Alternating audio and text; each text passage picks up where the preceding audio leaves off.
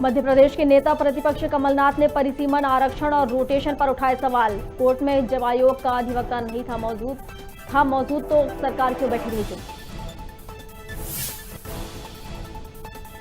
मध्य प्रदेश में सरकारी संपत्ति को क्षति पहुंचाना अब पड़ेगा भारी। नुकसान पहुंचाने वालों से होगी वसूली संबंधित बिल विधानसभा में होगा पेश।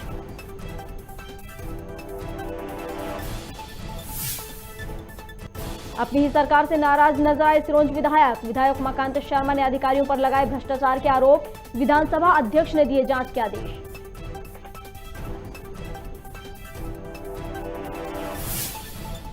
रतलाम में छात्रा से छेड़छाड़ करना मनचले को पड़ा भारी। ग्रामीणों ने युवक को पकड़कर छात्रा से पिटवाया। पिटाई का वीडियो सोशल मीडिया पर हुआ वायरल।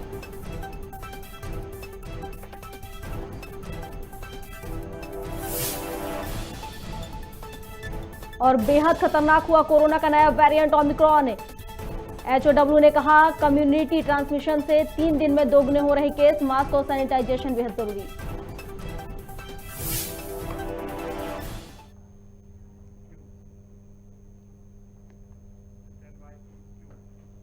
नमस्कार, खबर भारत देख रहे हैं आप। मैं हूं आपके साथ प्रियंका। चलिए बढ़ते हैं खबरों की ओर। मध्य प्रदेश के नेता प्रतिपक्ष कमलनाथ ने कहा कि हमने परिसीमन आरक्षण और रोटेशन पर सवाल उठाए हैं। उन्होंने कहा कि पता नहीं क्यों प्रदेश की सरकार इससे भाग रही थी। आयोग का अधिवक्ता मौजूद था तो सरकार चुप क्यों बैठी रही। वहीं उन्होंने आगे कहा कि अगर कोर्ट ने गलत समझा अथवा गलत फैसला दिया तो सरकार को कोर्ट में जाना चाहिए। साथ ही कहा कि प्रदेश की बीजेपी सरकार पूरे प्रदेश के पंचायत चुनाव की जानकारी दे। पूरा प्रदेश पंचायत चुनाव के बारे में जानना चाहता है। माननीय मुख्यमंत्री जी ने सदन को आश्वासन दिया कि आरक्षण के बगैर कोई चुनाव नहीं होगा। उन्होंने आश्वासन दिया कि आरक्षण होगा। यही हमारी मांग थी। मैंने तो मुख्यमंत्री का सदन में धन्यवाद किया कि आपने हमारी मांग स्वीकार करी है। सदन में ये आश्वासन दिया तो मैं तो आज मुख्यमंत्री जी से पूछना चाहता हूं कि जो उन्होंने सदन में आश्वासन दिया है उसके बाद क्या कदम आप उठा रहे हैं। आप सदन में आके ही इसकी घोषणा करिए और हम तैयार हैं। हमसे जो मदद हो सकती है, आप कोर्ट जा रहे हैं, अगर आप चाहेंगे हम भी कोर्ट चले जाएंगे। मेन मुद्दा कल का 3 थे, परिसीमन, आरक्षण और रोटेशन। परिसीमन और रोटेशन संविधान में इसका प्रावधान है, वो तो कानूनी करना है। पता नहीं किस बात के कारण ये भाग रहे थे परिसीमन और रोटेशन से। आरक्षण तो होना ही है। तो जो मैंने कल कहा मैं दोहराना चाहता हूं कि ऐसा ट्रंकेटेड चुनाव अपने देश में कभी नहीं हुआ कि कहीं हो रहा कहीं नहीं हो रहा, कोई जानता है कि मेरा होगा या नहीं होगा, आरक्षण होगा। ये परिस्थिति पैदा करी, इसकी क्या आवश्यकता थी। और जब सुप्रीम कोर्ट में ये मामला एक दूसरा मोड़ लिया, ये हमारा पॉइंट नहीं था। ये कहते हैं कांग्रेस कोर्ट गई, विवेक तन्खा कोर्ट गए। विवेक तन्खा ने तो स्पष्ट कर दिया कि मैं तो रोटेशन पर गया था, नाम निशान नहीं है आरक्षण का।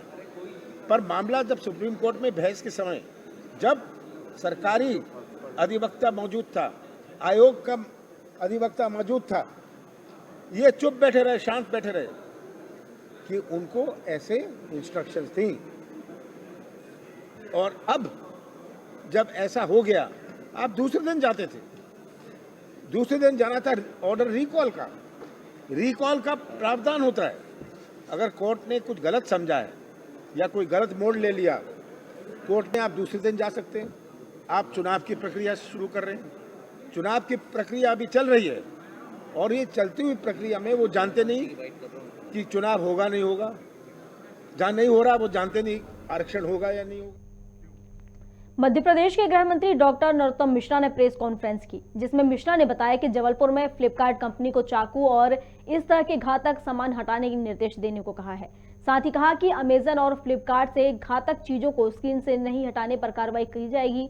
वहीं कहा कि सार्वजनिक संपत्ति को नुकसान पहुंचाने वालों से वसूली करने संबंधित बिल आज विधानसभा में प्रस्तुत किया जाएगा।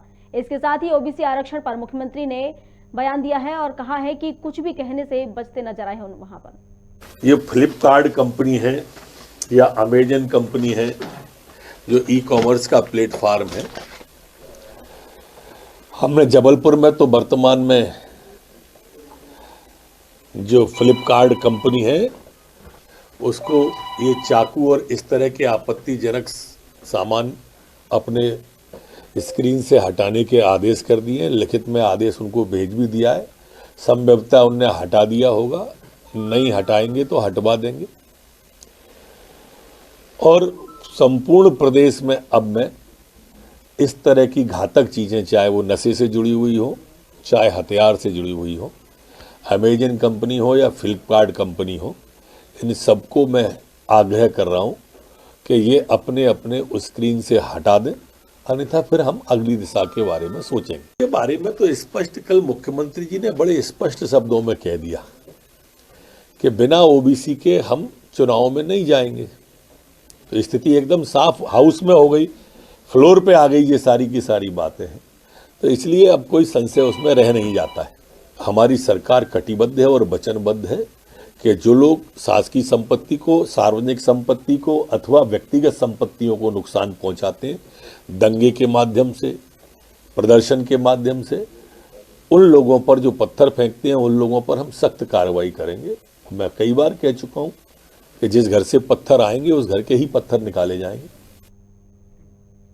कांग्रेस विधायक कुणाल चौधरी ने कहा कि विधानसभा में सरकार से कोई भी जवाब मांगो तो हर बार कह दिया जाता है कि जानकारी एकत्रित की जा रही है। मध्य प्रदेश में 5 साल में कितना चावल और गेहूं खराब हुआ, सरकार को नहीं पता। आगे कहा कि विभागीय मंत्री माफियाओं के साथ ब्रोकर के रूप में काम कर रहे हैं। मध्य प्रदेश के अंदर जिस तरीके से माफिया तंत्र को संरक्षण देने का काम सरकार कर रही है, सड़क पे आंदोलन करो तो उसे बंद करने के लिए नए नए कानून लेके आ रही है, सदन के अंदर सवाल पूछो तो सिर्फ जानकारी एकत्रित करी जा रही है।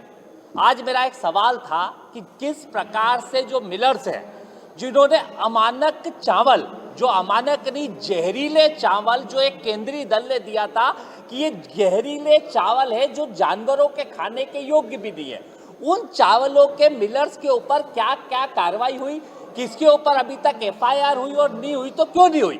तो सरकार में बैठे अधिकारी और अधिकारियों का संरक्षण करते मंत्री हर बार का सवाल का जवाब देते हैं, जानकारी एकत्रित करी जा रही है। ग से ग तक जानकारी एकत्रित करी जा रही है। क्या 2020 से अभी तक क्यों एफआईआर नहीं हुई, इसकी जानकारी सरकार के पास नहीं है? क्या ये जानकारी नहीं है कि कितना सड़ा हुआ चावल इन्होंने खरीदा और किस व्यवस्था के तहत किस पैसे पे भेजा, कितना ट्रांसपोर्टेशन के अंदर खर्चा करा? स्पष्ट रूप से जो ये खाद्य जो माफिया है, जो ये खाद्य माफिया है, इस माफिया तंत्र को संरक्षण सरकार दे रही है और सरकार में बैठे मंत्री उसके संरक्षण के मुखिया होके कहीं ना कहीं बड़े बड़े माफिया होके दलाल के रूप में काम कर रहे हैं और लोगों की जान से खिलवाड़ कर रहे हैं। क्योंकि वो जो केस है कि बड़े बड़े अखबारों में छपा था, बड़ी बड़ी चीजों में छपा था कि जो चावल की क्वालिटी पाई गई थी वो केंद्रीय दल ने पाई थी कि ये जानवरों को खिलाने योग्य भी नहीं है, जिसे इंसानों को खिलाया गया था। एक लूट सके तो लूट योजना मध्य प्रदेश में चल रही है और यही वो पैसा है जिससे मध्य प्रदेश में कांग्रेस की सरकार गिराने के लिए विधायक खरीदी के पैसे करेगा और वही पैसे की वसूली के लिए अभी काम चल रहा है। मध्य प्रदेश के सिरोंज से भारतीय जनता पार्टी के विधायक उमाकांत शर्मा विधानसभा में अपनी ही सरकार से नाराज नजर आए। जहां शर्मा ने अधिकारियों पर भ्रष्टाचार के आरोप लगाए हैं, वहीं सीएम कन्यादान योजना में घोटाले मामले में विधानसभा अध्यक्ष ने जांच के आदेश दिए और जनपद पंचायत सीईओ को हटाने का आश्वासन दिया है। मुख्यमंत्री कन्यादान विवाह सहायता योजना जो श्रम विभाग के द्वारा संचालित होती है और उसकी मुख्य एजेंसी स्वीकृति करने वाली जनपद विकास खंड होता है, उसमें मैंने बताया है कि सिरोंज विकास खंड में 5000 से ज्यादा शादियां विगत 3-2.5 साल में हुई हैं और लगभग 30 करोड़ का भुगतान हुआ है। सरकार के एक जांच प्रतिवेदन में घुटुआ ग्राम के हितग्राही को पूरी राशि नहीं मिली है, ये सिद्ध हुआ है। जांच का प्रतिवेदन मेरे पास है।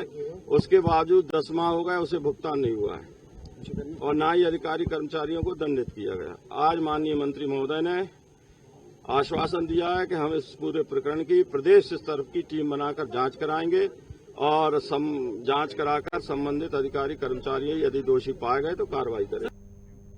बीजेपी विधायक यशपाल सिंह सिसोदिया ने विधानसभा में पूछा कि पिछले 3 साल में आकाशीय बिजली गिरने से कितनी मौतें हुई हैं, जिसका जवाब राजस्व मंत्री गोविंद सिंह राजपूत ने दिया। मंत्री ने कहा कि पिछले 3 साल में आकाशीय बिजली गिरने से 1111 लोगों की मौत हुई, जिसके चलते मृतकों के परिजन को 44 करोड़ रुपए का मुआवजा दिया गया। आकाशीय बिजली गिरने के कारणों का मंत्री ने जवाब न देते हुए कहा कि उनके विभाग से संबंध नहीं है। मैंने पूछा था 1 जनवरी 2018 के पश्चात मध्य प्रदेश में आकाशीय बिजली गिरने से कितने लोगों की मृत्यु हुई है पिछले 3 वर्षों में। और कल जब मुझे राजस्व मंत्री गोविंद सिंह जी राजपूत जी के द्वारा प्रश्न क्रमांक 784 का जो उत्तर मिला, उसमें पूरे मध्य प्रदेश में इस दौरान 1111 व्यक्तियों की आकाशीय बिजली गिरने से मृत्यु हुई है।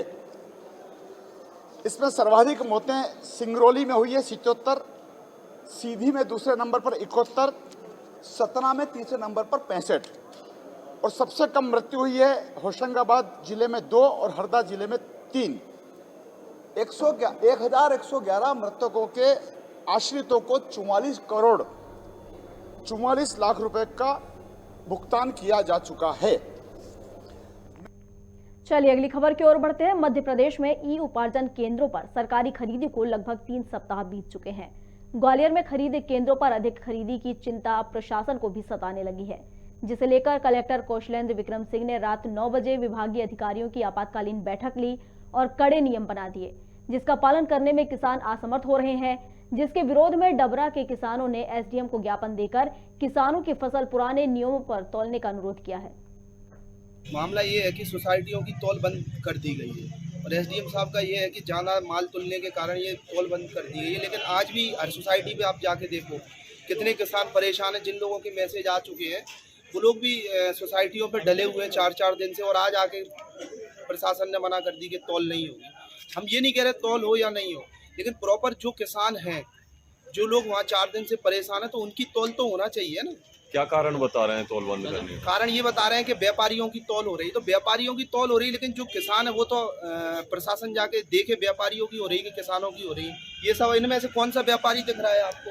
आप मुझे बता दो, इनमें से कोई व्यापारी दिख रहा है आपको? नहीं, व्यापारी की तौल कैसे मान सकते हैं कि व्यापारियों ने पंजीयन कराएंगे? क्या पता है, इसमें तो अपन नहीं बोल सकते। एसडीएम साहब का ही और इनका कलेक्टर साहब का बोलना। अभी क्या आश्वासन मिला है आपको? आश्वासन ये मिला है कि हम प्रॉपर जांच करेंगे, प्रॉपर जांच करके जिनकी क्रांति धान खेतों में हुई होगी उसका वो किया जाएगा, तुलाई की जाएगी। अब लेकिन सिर्फ इसमें सर यही है कि अगर जल्द से जल्द इसमें कार्रवाई नहीं की तो सारे किसान मिलके आंदोलन करेंगे, बहुत बड़ा, सीधी सी बात। छत्तीसगढ़ राज्य स्थापना के बाद नई दिल्ली बनाने के लिए सरकार द्वारा स्थानीय किसानों से उनकी जमीन ली गई थी, जिनमें से कुछ किसानों को मुआवजा या जमीन के बदले जमीन आज तक नहीं मिल पाई है। किसानों ने सरकार को 3 जनवरी तक का समय दिया है। प्रभावित किसान संगठनों के अनुसार अगर 3 जनवरी तक किसानों को उचित मुआवजा नहीं दिया गया और उनकी मांगों पर ध्यान नहीं दिया गया तो वे बड़े स्तर पर आंदोलन करेंगे। भूपेश बघेल हाय हाय हाय हाय हाय, सरकार हाय हाय हाय हाय हाय, भूपेश बघेल हाय हाय हाय हाय, प्रदेश सरकार हाय हाय हाय हाय हाय, पानी देसी करने वाले भूपेश बघेल हाय हाय हाय हाय। आने वाले 3 जनवरी 2022 में पूरे किसान पर्यावास भवन आएंगे और जब तक किसानों को न्याय नहीं मिलेगा तब तक वहाँ से हटेंगे नहीं। दिल्ली के तर्ज पर सारे किसान एकत्रित होंगे एक ही स्थान पर। यदि हमें पता चलेगा कि नेता इस गांव में किसी उनके कार्यकर्ता के द्वारा बुलाया गया है तो हम वहाँ से हमारे किसानों के द्वारा उनका विरोध, काला झंडा और जूता का हार पहनाने के लिए हम जाएंगे। ये हमने ठान लिया है। कोरिया के फूलपुर में दर्दनाक हादसा हो गया, जहां बस और ऑटो में जोरदार भिड़ंत हो गई, जिसमें 3 की मौत हो गई और 1 की हालत गंभीर बताई जा रही है। घटना के बाद बस चालक फरार हो गया। चर्चा थाना क्षेत्र का ये पूरा मामला बताया जा रहा है।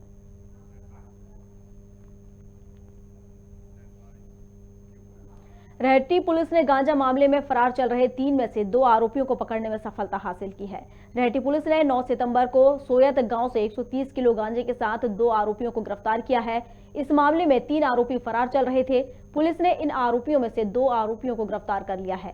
थाना प्रभारी अरविंद कुमार ने बताया कि जल्द ही पुलिस एक अन्य आरोपियों की भी तलाश कर रही है और उसे भी गिरफ्तार कर लिया जाएगा।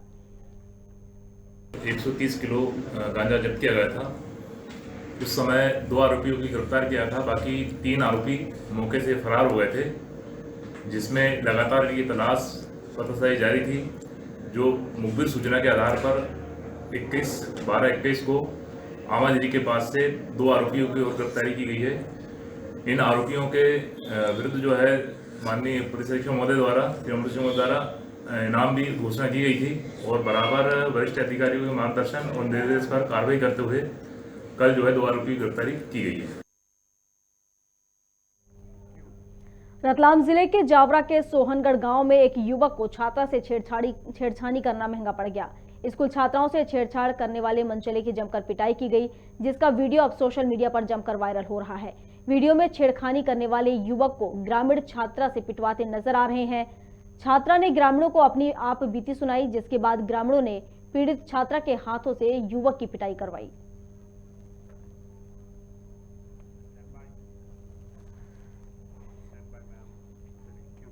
अशोकनगर में आवारा घूम रहे गोवंश को पकड़ने के लिए नगरपालिका को लिखित आदेश दिया गया है, जिस पर अमल करते हुए नपा अमले द्वारा गाय और बैलों को पकड़ लिया गया, लेकिन उन्हें सुरक्षित छोड़ने के लिए नपा को स्थान नहीं मिलने के कारण अब अजीब स्थिति बन गई है। बता दें, गौशाला में इन पशुओं को रखने से मना कर दिया गया है। एक नगरपालिका कर्मी ने बताया कि दयोदय पशु सेवा केंद्र पर वो एक गाय को लेकर गए थे, उन्हें गौशाला में जगह नहीं यह कहकर वापस लौटा दिया गया। हालांकि कलेक्टर ने आदेश दिया है कि आवारा पशुओं को गौशाला में रखा जाए, इसके बावजूद भी गौशालाओं में पशुओं को रखने से मना किया जा रहा है। गौशाला वालों से पूछ रहा भी नहीं कर रहे हैं। करीब कितनी गई हैं? जहाँ में 20 गई हैं, 10-12। तो कौन कौन सी गौशाला गए थे आप छोड़ने के लिए? अभी भाई ये कई गौशाला वाले से पूछी। कौन सी जगह? कौन सा संकट दयोदय गौशाला। उन्होंने क्या दिया? नहीं कर रही कि हमारे पास नहीं है। अब इन गायों को क्या करेंगे आप? अब का करें, भरी ट्राली खड़ी है साहब। आपने अधिकारियों से बात नहीं की? करी साहब बात कर रहे हैं, कलेक्टर साहब को आदेश भी है। ग्वालियर सब्जी मंडी को नई जगह स्थानांतरण करने की जिम्मेदारी न्यायालय द्वारा ग्वालियर प्रशासन को सौंपी गई, लेकिन न्यायालय के आदेश के बाद भी प्रशासन द्वारा मंडी स्थानांतरण करने में भारी लापरवाही सामने आ रही है।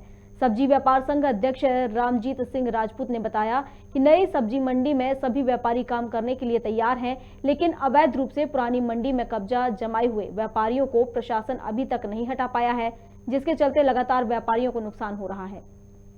देखिए, हमारे व्यापारियों की तरफ से एक पिटीशन दायर हुई थी।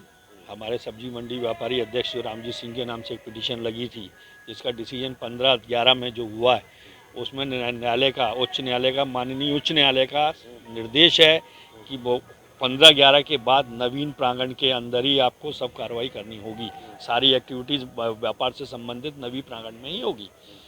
उसमें डिले हुआ, 1 महीने से ज़्यादा का डिले हो गया। प्रशासन ने उसको दोबारा से चालू कराने के लिए, उसको बंद कराने के लिए जो कल कार्रवाई की, तो उसमें कोई प्रशासनिक अधिकारी नहीं था, सिर्फ मंडी के प्रभारी जो थे उन्होंने उसमें कोशिश की। तो वहाँ कुछ लेबर क्लास लोग जो मंडी के हैं, जिनका कोई लेना देना नहीं है इस संबंध से, उन लोगों को आगे पुटअप करके उस कार्य में बाधा उत्पन्न कराई गई, तो वो मंडी सीज नहीं हुई, जबकि न्यायालय के आदेश का उल्लंघन किया गया। वहाँ प्रशासन द्वारा सख्त कार्रवाई की कितनी जरूरत है इस समय? प्रशासन को तो अल्टीमेटली इसको शिफ्ट करना ही चाहिए, क्योंकि वो मंडी जो 30 साल का जिसका उसका ग्रेस पीरियड था, 30 साल खत्म हो चुका।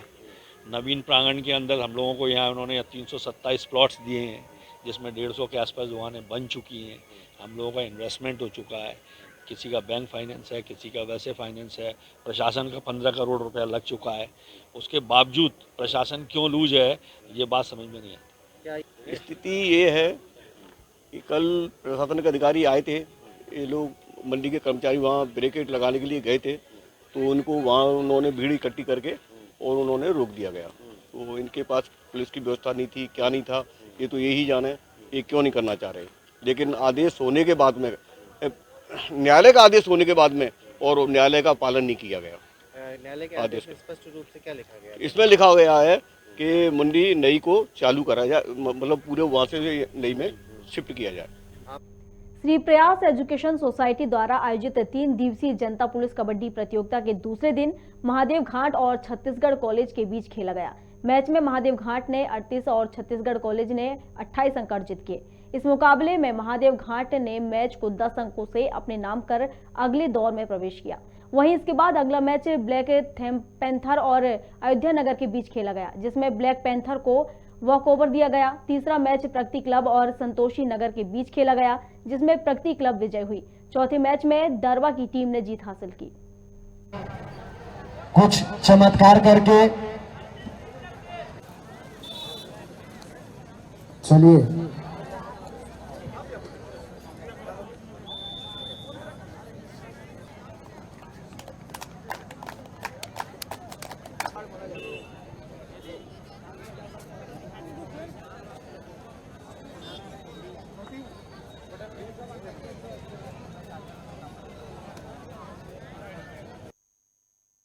यहाँ हर चीज़ जो है एकदम फ्रेंडली है। यहाँ के बच्चे, यहाँ के टीचर्स, यहाँ के बॉस हमारे, यहाँ पे पढ़ाई के साथ अदर एक्टिविटीज़ भी बहुत अच्छी होती है। यहाँ पे बच्चे लोग बहुत एंजॉय करते हैं, पढ़ते हैं।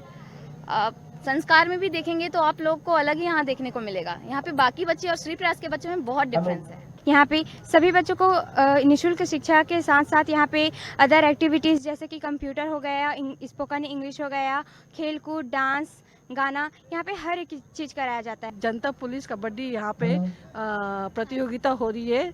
श्री प्रयास एजुकेशनल ने यहाँ पे बहुत अच्छा माहौल क्रिएट किया है।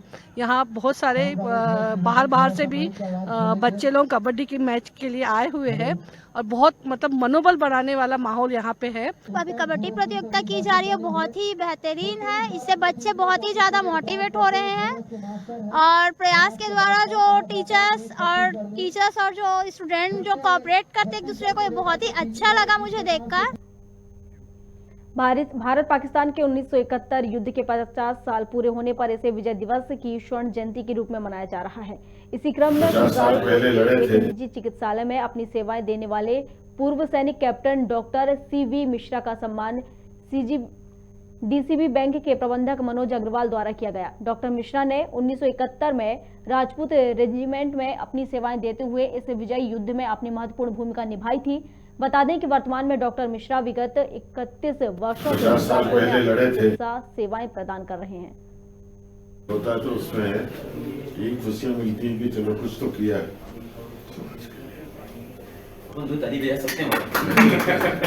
50 साल पहले लड़े थे।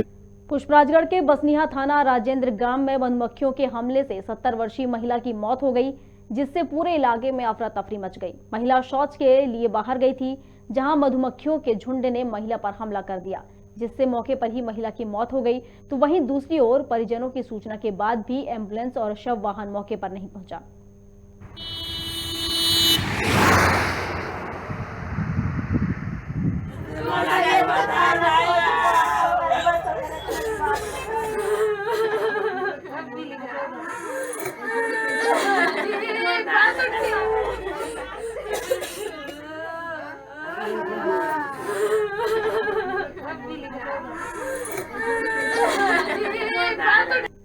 अनूपपुर वन मंडल अंतर्गत वन परिक्षेत्र जैतहरी के धनगावा बीट राजस्व ग्राम दर्रीटोला में शिकार के लिए लगाए गए एक्सीलेटर वायर के फंदे में भालू शावक बुरी तरह फंस गया।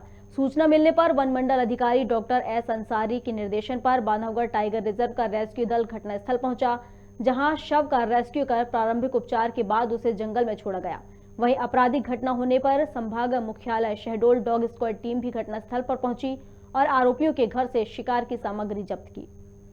अपराध का सवाल है, हम लोग उसको देखते रहते हैं और जैसे भी सूचना मिलती है कि फंदा लगा है या कुछ ऐसा, हम लोग त्वरित कार्रवाई करते हैं ताकि इसको हतोत्साहित किया जा सके। आज जैतहरी के परिक्षेत्र के धनगवा गांव में एक राजस्व क्षेत्र में भालू के फंदे फंसने की सूचना हमको तत्काल सुबह मिली।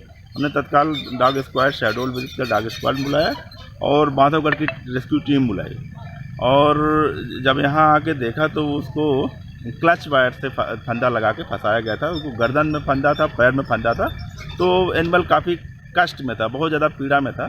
तत्काल डॉग स्क्वाड को लगाने के बाद जब डॉग स्क्वाड वहाँ पर आया और सीधे वो उस घर में चला गया जहाँ पर अपराधी था, तो उसके घर से और भी फंदे मिले हैं और काटने का सामान मिला है और GI वायर मिले हैं, प्लास मिला है और कुछ धारदार हथियार भी मिले हैं उसके यहाँ। सर कोई इसमें आरोपी भी कुछ आरोपी अभी हम लोग कुछ लोग पूछताछ के लिए हिरासत में लिए हैं, इसको हम पृथक से सूचना देंगे आपको।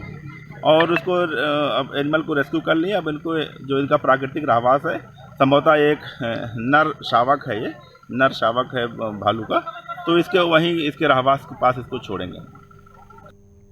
खबर भारत में खबरों का सिलसिला लगातार जारी है। आप बने रहिए हमारे साथ और देखते रहिए खबर भारत। नमस्कार।